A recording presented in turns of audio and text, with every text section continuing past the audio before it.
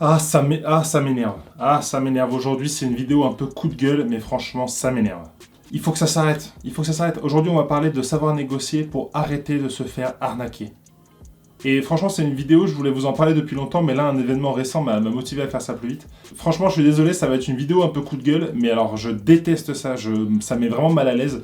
Je déteste quand on se fait vraiment arnaquer. Ça m'est arrivé plein de fois, ça vous arrive sûrement, et ça arrive aussi à des gens tout gentils, plein de crédulité, typiquement nos grands-parents. Et à chaque fois, ça me met dans un état, ça me rend malade. Du coup, dans cette vidéo, je voudrais vous montrer comment le fait de savoir négocier, ça peut vous aider à éviter de vous faire arnaquer. Et j'espère qu'avec ça, vous limiterez au maximum les fois où vous vous dites à la fin « Ah, quand même, je me suis quand même un peu fait rouler dans la farine. » Allez, générique. Bienvenue sur Comment négocier.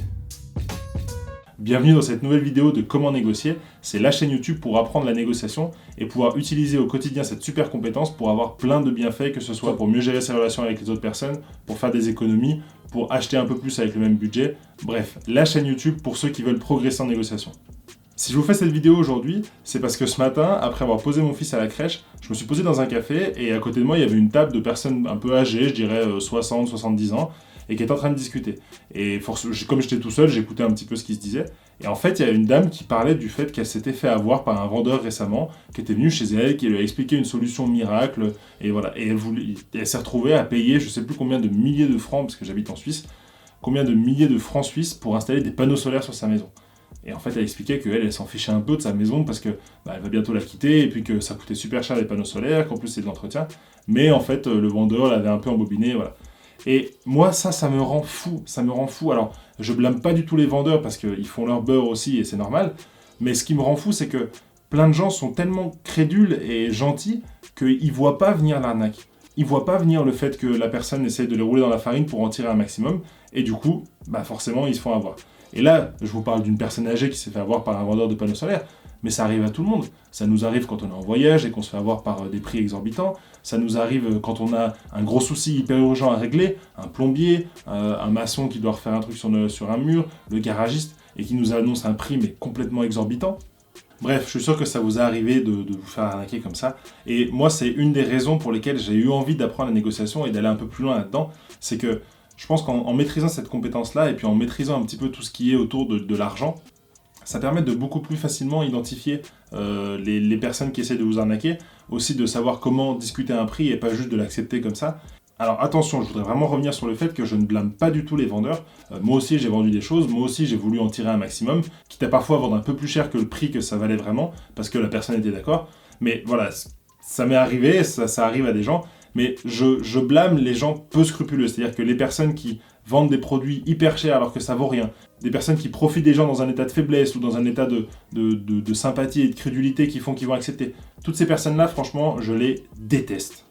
Et du coup, pour moi, si vous êtes négociateur et que vous vous formez à la négociation, notamment avec ces vidéos, vous allez tout d'abord toujours garder en tête que tout prix peut se négocier. Et ça, c'est hyper important.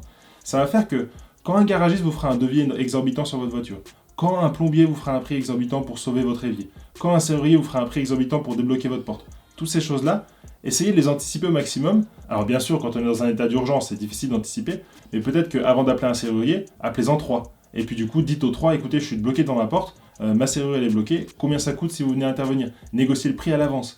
Parce que souvent, quand on est dans ces états d'urgence-là, on a tellement besoin de la solution que la première personne qui va venir et qui va nous donner un truc, on va être d'accord avec lui. Alors que si ça se trouve, un coup de fil à 3 personnes différentes et vous allez gagner la moitié du prix. Et en gardant en tête que tout peut se négocier, essayez aussi de vous rappeler d'anticiper au maximum. C'est-à-dire que souvent, quand on va faire une dépense dans l'urgence ou quand on a besoin de quelque chose très rapidement, on fait l'action et après on essaie de discuter le prix. Et ça, forcément, c'est impossible. La personne, après, vous êtes pieds et poings liés et vous devez juste accepter son devis. Essayez d'anticiper, essayez d'appeler. C'est comme quand vous prenez un taxi à l'étranger. Avant de monter dans le taxi, vous demandez à la personne combien ça coûte de faire la course de A à Z. Vous tapez dans la main, c'est OK. Enfin, vous tapez pas dans la main parce que coronavirus oblige, vous faites un signe de tête. Mais mettez-vous d'accord en amont. Parce que plus vous attendrez pour vous mettre d'accord, plus ça va être difficile de négocier avec la personne. La deuxième chose que savoir négocier peut vous amener pour éviter les arnaques, c'est le sens critique. Si vous êtes habitué à négocier, vous allez être habitué à bien penser à quel est mon besoin, quel est mon réel besoin, à creuser, est-ce que j'ai besoin de ça? Et si j'ai besoin de ça, quelles sont les caractéristiques du produit dont j'ai besoin? Ça fait que quand la personne va arriver avec une arnaque, vous allez vous dire, mais en fait, au final, j'ai pas vraiment besoin de ça. Et si je dois négocier ça, je regarde un petit peu, mais c'est pas quelque chose qui m'intéresse. Et du coup, vous allez être beaucoup plus méfiant quand quelqu'un va vous amener quelque chose dont vous n'aviez pas forcément besoin. Vous aurez aussi un sens critique sur le prix. Le fait de savoir négocier, quand je vous l'ai dit dans toutes les vidéos, ça fait que quand vous allez vouloir négocier un prix, vous allez regarder plein de prix différents, de plein de fournisseurs différents, par exemple. Et donc, en fait, vous allez un peu démystifier ce prix. Le problème, c'est que comme dans nos cultures, on ne discute pas du tout d'argent et on ne discute pas du tout des prix, quand on dit, ok, je vais vous changer une roue sur votre voiture, ça va vous coûter 120 €, ok, ça va coûter 120 €. Alors que non, un garagiste, on sait à peu près combien il est payé, il va passer 1 heure à faire le truc, le garage, il a peut-être tant de frais fixes, tout ça. Non, ça ne doit pas coûter 120 €, ça doit coûter 50. Et moi, je vous demande vraiment d'arrêter de penser que le prix que les personnes disent, c'est un prix qui est intouchable et qui est quelque chose qui est fixe, et voilà. Non, essayez de comprendre qu'est-ce qu'il y a dedans, essayez de voir si ça peut se baisser. Et le fait de savoir négocier, ça va vous permettre de vraiment garder ce sens critique-là. Et aussi, vous allez garder un sens critique par rapport à la personne qui vous propose ça. Vous avez des personnes à qui vous pouvez facilement faire confiance, d'autres à qui vous pouvez un peu moins faire confiance. Si c'est votre garagiste habituel, avec qui vous allez tout le temps, qui vous êtes toujours dépanné, qui est sympa et tout ça, qui vous dit qu'il y a un prix qui est élevé, voilà, vous pouvez faire confiance. Moi, je suis le premier, quand je suis content d'un service, que ce soit au restaurant ou avec un artisan, je suis prêt à mettre presque 10% de prix en plus pour le féliciter et le remercier et pour garder une bonne relation pour les prochaines fois. Mais par contre, identifiez bien les personnes que vous connaissez pas. Ces personnes qui vont arriver tout grand sourire comme ça, et qui vont dire « Ah bonjour, ça tombe bien que vous soyez là parce que j'ai... » Non, attention, soyez vigilants. Parce que ces personnes-là, si elles sont grand sourire et qu'elles viennent vous parler comme ça et qu'elles ont un truc à vous vendre dont vous n'avez pas besoin, il y a peut-être un risque. Donc gardez en tête cet œil critique quand la personne va venir vous parler. Et aussi gardez un sens critique par rapport aux solutions miracles. On voit pulluler ça partout en ce moment, les gens qui vous disent « Gagnez votre vie sur Internet, je vous vends une formation de 300 € et vous allez être indépendant financièrement. » Alors attention, je ne blâme pas du tout les formations. Moi le premier, cette chaîne de négociation, j'ai déjà des abonnés qui m'ont dit « Écoute Fred, si un jour tu sors une formation qui condense un petit peu toute ta méthode pour négocier et que tu la mets en vente, moi je suis prêt à te l'acheter, donc je suis en train de réfléchir à me dire « Ok, est-ce que je vais pas commencer à condenser tous ces savoirs-là dans des formations qui peut-être coûteront 50 € à l'achat, mais qui rapporteront à la personne 300 ou 400 € sur sa négociation. » Donc, je ne blâme pas du tout le fait de faire des formations en ligne. Au contraire, j'adore ça. Et moi-même, je me forme avec des formations en ligne. Mais il y en a certains qui vous proposent des solutions miracles où, clairement, il faut avoir le sens critique de se dire « Attends, là, c'est quand même bizarre. Le mec, il me propose un truc à 300 € qui va me faire gagner 2 millions. » Ouais, c'est un petit peu limite. Et ça, le fait de savoir négocier, de bien connaître un petit peu comment ça marche les prix, de bien connaître son besoin, de bien connaître le marché et tout ça, toutes ces choses-là que je vous apprends dans la négociation, ça va vous permettre de garder cette distance un petit peu et de ne pas vous faire rouler dans la farine par ces gens-là. Ouais, je sais, ça fait 4-5 fois que je dis rouler dans la farine, mais je trouve que cette expression, elle a quand même un vrai sens. Il faudrait que je trouve une image de rouler dans la farine. Et la troisième chose que savoir négocier peut vous apporter pour éviter de se faire arnaquer, c'est tout ce qui est comportemental. Si vous apprenez à négocier et vous progressez en négociation, vous allez être beaucoup plus à l'aise avec la relation entre un vendeur et vous. C'est-à-dire que vous allez vous habituer à ça. Vous allez vous habituer un petit peu à ce jeu qui se passe entre un vendeur et un acheteur. Vous allez vous habituer aux éventuelles tensions aussi qu'il peut avoir. Et puis, vous allez aussi oser dire non. Et ça, c'est hyper important. Parce qu'il y a plein de gens, ils n'osent pas dire non. Mes grands-parents à l'époque, ou même mes parents aujourd'hui, quand il y a des gens qui viennent leur parler comme ça ou qui les démarchent par téléphone, franchement, d'ici à ce qu'ils disent non, c'est quand même, il peut se passer du temps. Donc vous, en tant que bon négociateur, vous allez réussir à oser dire non. Et ça, c'est hyper important. Également, savoir négocier, ça va vous permettre de rapidement identifier les tactiques de l'autre, les tactiques de vente ou les tactiques de négociation. Je pense que je vous ferai prochainement une vidéo sur les tactiques des vendeurs pour pouvoir facilement les identifier et puis voir comment les déverrouiller. Mais le fait de savoir négocier, ça fait que vous allez reconnaître des choses que vous avez appris vous pour négocier un prix, que la personne en face va pouvoir mettre en place. Par exemple, il y a une tactique de vente qui est hyper connue, c'est le fait, le tunnel, on appelle ça l'enchaînement de oui ou le tunnel de oui. C'est-à-dire que quand la personne vous pose des questions et que vous dites oui, 3-4 fois, après c'est prouvé que vous aurez du mal à dire non. Donc quelqu'un vous appelle et vous dit est-ce que vous avez l'impression de payer trop cher votre électricité aujourd'hui ? Bah oui. Est-ce que vous êtes sensible à la planète et vous pensez que le nucléaire c'est pas terrible ? Bah oui.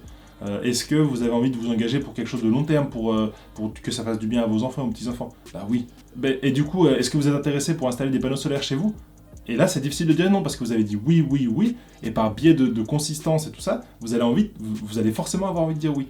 Et ces techniques de vendeur-là, quand vous allez apprendre à négocier, vous allez les identifier, les apprendre et savoir comment les parer. Et du coup, dans ces cas-là, par exemple, vous pourrez dire oui, effectivement, je suis inquiet pour mes petits-enfants, mais là tout de suite, moi, c'est pas mon besoin, j'ai pas besoin d'installer des panneaux solaires chez moi, surtout au prix que vous les vendez.